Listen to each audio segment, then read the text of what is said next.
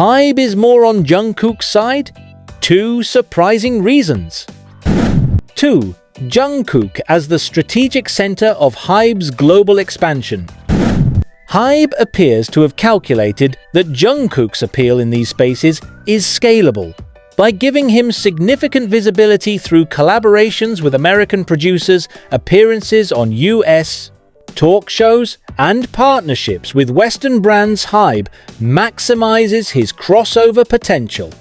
The preference here is not emotional, but economic. Jungkook delivers measurable returns in markets that HYBE wants to dominate. The strategic implication is clear. HYBE does not only use Jungkook to reinforce BTS's global legacy, but also to expand its relevance in the post-BTS era, particularly as military service temporarily limits the group's collective activities.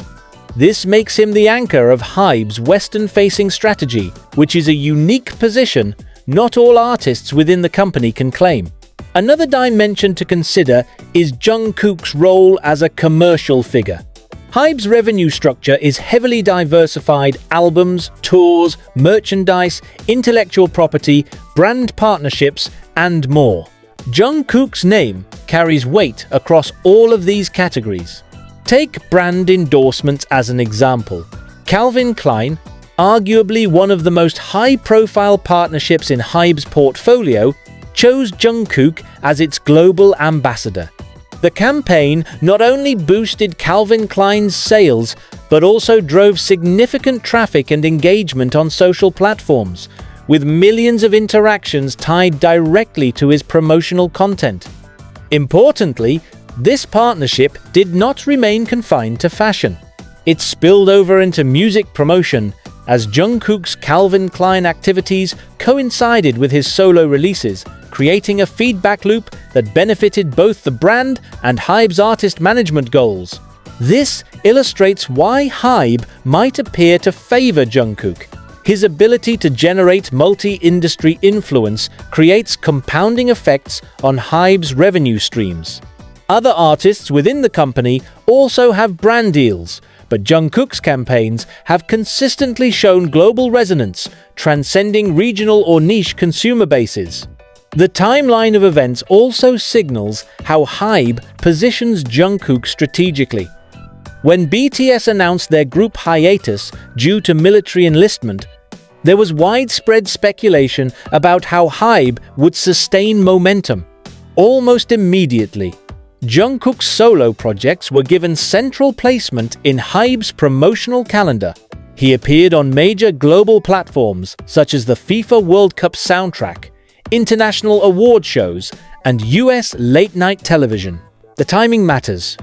While other BTS members also launched solo activities, Jungkook's were consistently aligned with moments when HYBE needed to maintain visibility in high-value markets. This alignment suggests not just favoritism, but a deliberate plan, ensuring that the company's strongest crossover figure remains active during a transitional period. This calculated timing enhances the perception that HYBE leans toward Jungkook. Yet when examined closely, it reveals less about internal favoritism and more about external necessity. Jungkook is the most viable figure for sustaining global relevance during BTS's partial inactivity. HYBE has repeatedly emphasized that it aims to be more than a K-pop company.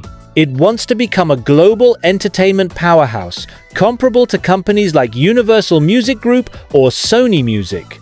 To achieve this, HYBE requires a flagship figure who can embody both its K-pop roots and its global ambitions. Jungkook fulfills that role almost naturally. What sets him apart from other talents is his age, versatility, and global recognition. Being the youngest BTS member, Jungkook has more years ahead to remain active in the industry compared to his peers. From a corporate standpoint, investing in him yields a longer potential timeline for returns. This makes him not just a short-term solution, but a long-term strategic asset. From the above observations, we can summarize why HYBE may appear more aligned with Jungkook. Jungkook is positioned as the strategic center of HYBE's global expansion. His cross-cultural appeal, ability to penetrate Western markets, and success in bridging music with brand influence make him indispensable for HYBE's plan. He represents the company's long-term sustainability plan. With BTS in a transitional phase and HYBE seeking to compete with Western giants, Jungkook stands out as the most reliable figure to carry the company's brand forward. These two reasons, strategic global positioning and long-term sustainability, may seem straightforward at first, but they are surprising because they reveal that HYBE's actions are not simply about favoritism or individual popularity. Instead, they reflect calculated decisions tied to the company's corporate identity and ambitions. Of course, this raises implications for other HYBE artists. If Jungkook receives disproportionate attention and resources, how does this affect the growth trajectories of other members or newer groups under the label? Some critics argue that concentrating too much on one figure could undermine HYBE's broader portfolio. Others suggest that the company is fully aware of these risks, but considers them manageable compared to the benefits of maximizing Jungkook's global momentum. This tension between collective management and individual spotlighting will remain a defining theme in HYBE's evolution. Yet, at least for the present, Jungkook's placement at the center is not accidental, but deeply strategic. 1. Operational priorities. How HYBE channels resources toward Jungkook. From an operational standpoint, this suggests that HYBE assigns a larger portion of its media coordination resources to Jungkook. This can be seen in how quickly his appearances are turned into global content, often within hours of events. The company has likely built a separate team pipeline specifically focused on managing Jungkook's image for maximum visibility. One of the strongest signs of operational favoritism comes through brand partnerships. While multiple HYBE artists serve as ambassadors for luxury fashion houses or lifestyle companies, Jungkook's partnerships demonstrate a different scale. His association with Calvin Klein is not confined to a regional campaign, but is explicitly global, covering key markets in North America, Europe, and Asia simultaneously. Operationally, securing and managing a global partnership requires enormous coordination. It involves negotiations not only with the brand, but also with distribution channels, marketing teams, and regional PR divisions. HYBE has repeatedly placed Jungkook at the center of these efforts. Each Calvin Klein campaign tied to Jungkook involved global press events, synchronized social media campaigns, and full-length interviews, something not always afforded to other artists. Furthermore, Jungkook's partnerships often align with HYBE's corporate objectives. For example, HYBE seeks to expand its influence into the American entertainment industry, and Calvin Klein provided a gateway by integrating Jungkook into USS pop culture conversations.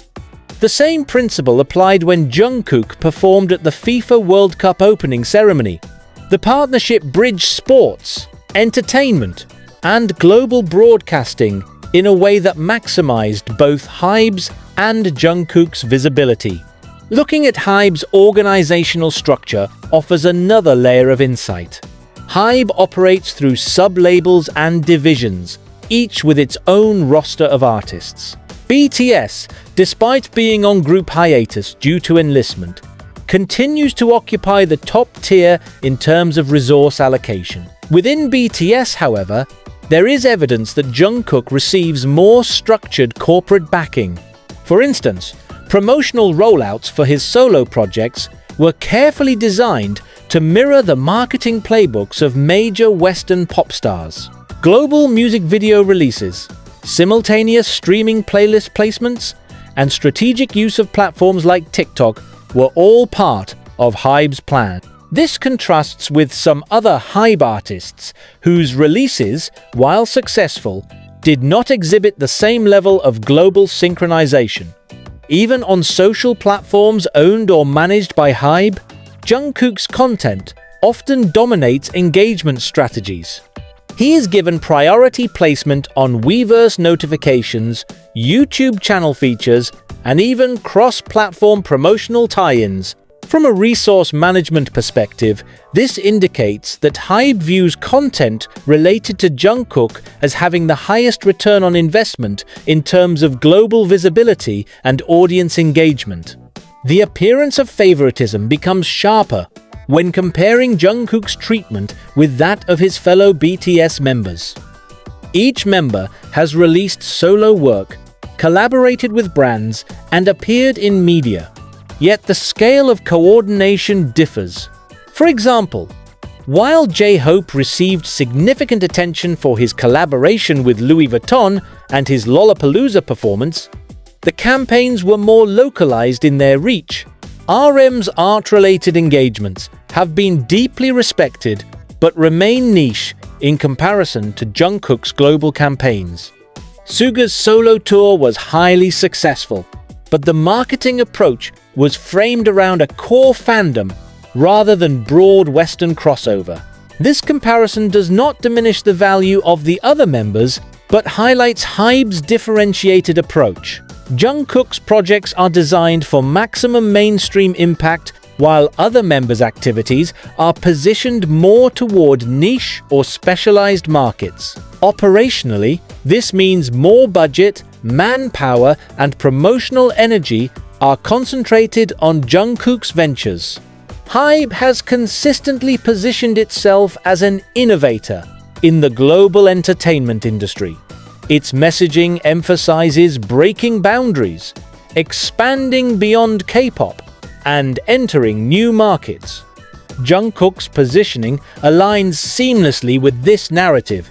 His solo releases have often been in English, which makes them more accessible to Western audiences. His collaborations have been with globally recognized artists and producers, ensuring entry into non-Korean radio rotations and playlists. These choices are not random. They mirror HYBE's stated ambition of moving into the same competitive space as American pop powerhouses. Operationally, this means that HYBE has likely directed its international divisions to prioritize Jungkook's activities as a symbol of its corporate evolution. He becomes less an individual artist and more a representative of HYBE's global identity. This operational alignment underscores why Jungkook receives disproportionate backing compared to others. Revisiting the central claim that HYBE is more aligned with Jungkook, we see the two surprising reasons expressed through operations. Strategic global positioning. Operational priorities like media amplification, brand partnerships, and international campaigns prove that Jungkook is positioned as the company's global centerpiece. Long-term sustainability.